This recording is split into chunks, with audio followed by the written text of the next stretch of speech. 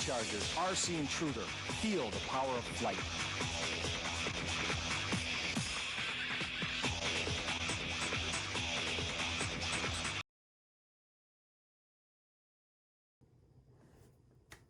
So, 20 years later, we have an hogs intruder. This is just going to be a quick video basically explaining, as well as demonstrating, how I converted that other hogs intruder, the purple-yellow one, in my previous video to lipo power. Give me just a moment, let me get it out of its box, and we'll go from there. Voila. This is the red variant of the intruder, which is, I mean, I like them both. I think this is a very nice color scheme, though. Good contrast. Anyway, what we're going to be doing first, I'm just going to dive right into it. I don't want this video to drag on too long. Quick disclaimer, I have actually taken this intruder apart already, as I've done this mod already. The reason we're going back in this case is to replace the battery connector rather than install one. This is, and I couldn't tell you what, but we're replacing it to this one. I'm not good with names. This battery connector lines up with my lipo batteries that I use. They're 250 milliamp hour 45C lithium polymer batteries. Very common size, used in just about any micro these days, which means easy to come by for these planes. Anyway, the first thing we're going to be doing, I'm going to grab my screwdriver. As I was saying, first thing we're going to do is grab our screwdriver, and there's 2 screws along the bottom of the fuselage. My light's not very good, but you can see there's one there and there's one there. We're going to undo those, and that will allow access to the receiver.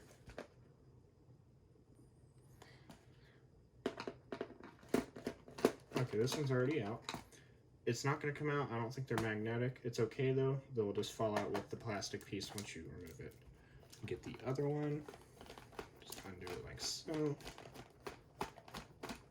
And again, I've already been in this plane. I've already done this mod, but this is no different than if you were doing it for the first time. Everything goes back together the same, and this is actually a pretty oh, we got one screw. Let me get another. Yep, we got the other. So don't lose track of those, otherwise it's gonna be a pretty weird looking airplane. Anyway, we gently slide this out. There you see your large and very primitive receiver that is in these planes. I mean, it's got full-size components and whatnot. This was a different age for radio control. Now, I've routed my antenna wires in probably the most inconvenient place possible. So what we're going to do is take a pair of tweezers, and you won't have to do this. Your plane hopefully won't look like this. I actually removed the receiver and replaced it, or replaced the antenna as well. I won't get into why. We're not going to talk about that. But I routed it through the back, and normally what you will see if your plane is original, completely untouched, is the aerial wire will be routed kind of in a coil. It will be circled around this post where the screw goes in to shorten it, because there's plenty of length, I guess. I couldn't tell you why they did that, but that's just the way it is. And it runs through the fuselage, and it comes out right towards the back of the plane, right around the vertical stabilizer, and it comes out the back of the plane. In this case, it's fine, just the way it is. But right here, as you can see, let me move my light. You can see these 2 contacts right here. There's a negative and there's a positive. Now, originally, the original plane's nickel metal hydride battery, if I can find it, got it right here. It is a 1/4 AAA nickel metal hydride battery. 4.8 volts, 4 batteries in parallel, I believe. It's either parallel or series. But the battery simply slides into the plane like so. And I'm not going to do it because it's not going to fit. But it goes in, and these little tabs make contact with this little contact here. And that's how you get power to the plane.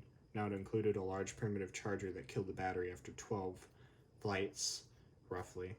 And that was the biggest weak link of these planes. That's why this modification is really effective. Anyway, that's the original battery. This is the battery we'll be using. It's a, as stated before, 250 milliamp hour 45C lithium polymer cell. and it goes directly with this battery connector that we will be putting in the aircraft. As you can see, connects just fine. Got it right the first time around. These are very cheap, and I will be including a link to these in the video description. Now, a quick disclaimer before we begin with this. I want to say that you do need a soldering iron, and you also need skills to use this soldering iron. If you lack either, please do not attempt to do this yourself. Have your dad, somebody do it for you so you don't get burned. Anyway, with that out of the way, let's go ahead and get this thing heated up, and we will get started with the swap. So while we're waiting for a soldering iron to heat up, I figured I'd demonstrate the very primitive nature of the remote controller for this plane. Single joystick, on-off switch on the bottom, and you see the thrust button. As some of you who may know this plane know, this increases the thrust to full. When you let go, it goes back to like 75% throttle, and this reduces the engine speeds to about 1000 RPM for quote-unquote landing. You can actually control the motors from the controller properly, meaning turn them off. So this adds a bit of thrill to flying. Anyway. Alrighty, so I've done some reorganizing. I have the plane set up to where we can safely solder.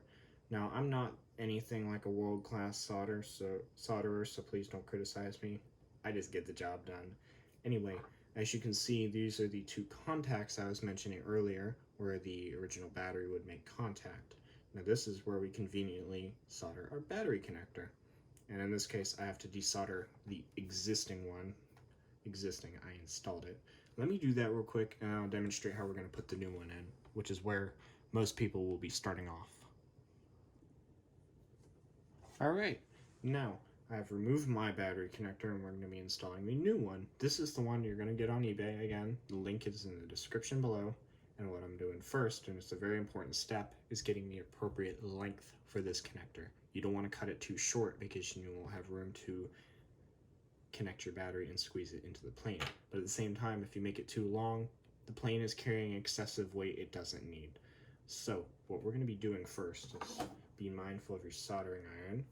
So we're going to extend this out like so. And what you're going to do is take your battery, in this case our 250 milliamp hour lipo, which will also be in the video description. What you're going to do, since this battery is going to insert upwards into the aircraft like so, you're going to extend out your battery connector like this, and you're going to hold your battery to the base of the aircraft fuselage, in this case just the black panel. Now, notice my battery connector has extended out just a little bit past the battery. That's where you want it, since this is the way you're going to be connecting your battery. You're going to connect it like this, swing it around, and slide it into the plane upwards. That way you can squeeze the battery connector in with it. If it's too short, and I learned this the hard way, you connect your battery, but you have a hard time swinging it around to squeeze it in. Now the reason why you put it with the connector facing down is so you can grab the connector and disconnect the battery quickly instead of, you know, trying to fight it out with a pair of tweezers, because there's nothing to grab onto with this side. Anyway, what you want to do is put your battery right at the base of the aircraft. Sorry about that, my phone began ringing. Anyway, as I was saying, you want to place your battery at the base of the fuselage. Hold your battery connector past the length of the battery, like so. I like to stop the white part right at the end like that. As you can see, the base of the battery itself, where the connector goes, is right where the white begins on your battery connector. Now take this length, note that, and take a Sharpie marker of some type. In this case, it's a permanent Sharpie. And you're going to label it, or mark the positive wire, since the black Sharpie will show up on the positive wire, and just simply put a little mark right there. A little black mark so you can see it. Now, drop that down, and what we're going to do after recapping your marker, so it doesn't dry out, you're going to take a pair of scissors or cutters, whatever you have will work, and you're going to snip your battery connector, just like so. Now, what you're going to do is you're going to want to strip the ends just so shortly. Honestly, the best way I would describe it is the length of this little black mark on the wire. That's all you're gonna need. I don't know if it's showing up on camera very well, but basically like 2 millimeters of wire stripping needs to be done here. And once you do that, what you're going to do is solder these directly to these contacts here. Now, before we do any soldering, there's an important thing to note. On the left, and this is how all of these planes are, looking at it from this side where you can see all the exposed circuitry on the aircraft, this is going to be negative on the left. Negative is on the left, positive is on the right. You can even see a black wire, a ground wire, going to this, which means it is a negative. Make sure, at all times, make sure that your negative terminal is soldered to that, because if you have it backwards, you will fry the bejesus out of your receiver, ruining the aircraft's receiver. And we don't want that to happen. So, with that said, let's get to soldering. Alright, we're zoomed in now so you can actually see what's going on. Well, if it looks different to you, that's because I rotated this around as I can get a better angle on the contacts, as I realized I need to route these internally like so instead of around the outside. Anyway, remember what I said. The left is positive. Now that we've swung it around, the left is positive now, and the right is negative. This is a different orientation, but nothing has changed with the aircraft. So what we're gonna do, sorry if you can't see this very well, I have trouble, I have a short desk, so there's not much I can really see, but simply melt the solder, and please don't judge me, I am not a solderer. I should probably just skip this, but one of you more talented solderers can show me up. I'll do my best. Yeah, this is not easy. I don't have a very good angle on this. Okay, to keep the video short, I'm gonna do this off camera.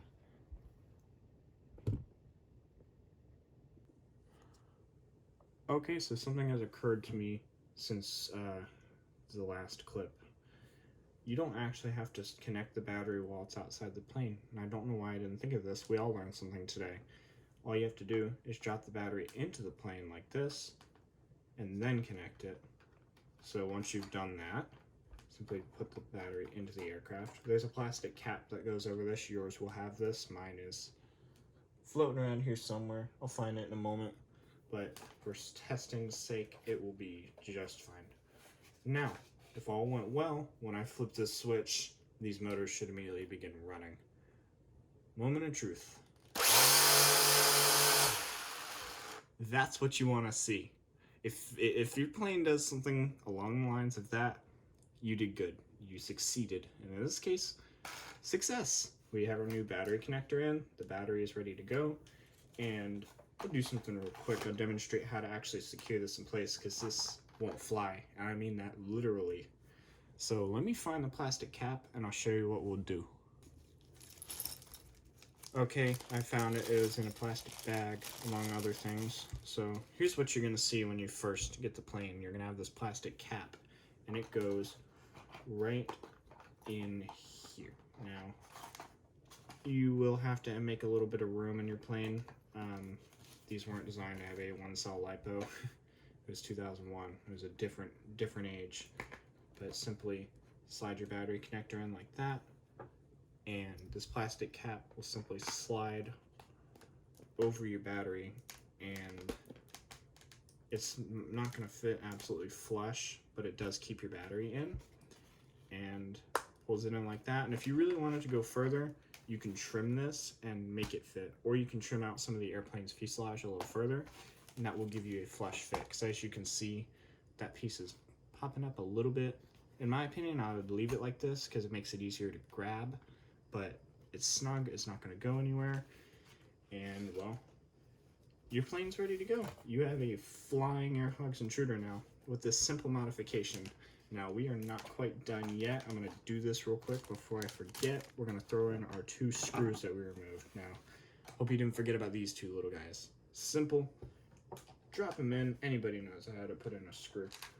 Simply put them in, screw these in. Now, remember, this is plastic. It's old plastic. Don't Superman these on. She will either break the plastic or something. Something bad will happen. I'll leave that up to you since I'm not going to find out myself. But simply screw these down, just like so. And that, just like that. Snug, but not crazy. If your panel has any weird gaps, you need to open it and make sure there's not something weird going on in there, which in my case we're good. Make sure your antenna is routed properly out the back of the airplane. Mine is like this, yours will not look like this. It'll be coming out the tail. Make sure there's nothing weird going on around the battery. But you're all set. Take it out to the field on a calm day and have fun.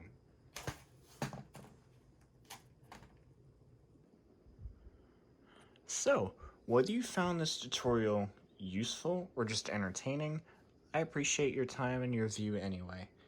And with all hopes, your conversion went well and you now have a flying air hogs intruder for the first time in 21 years. I hope you enjoyed the video.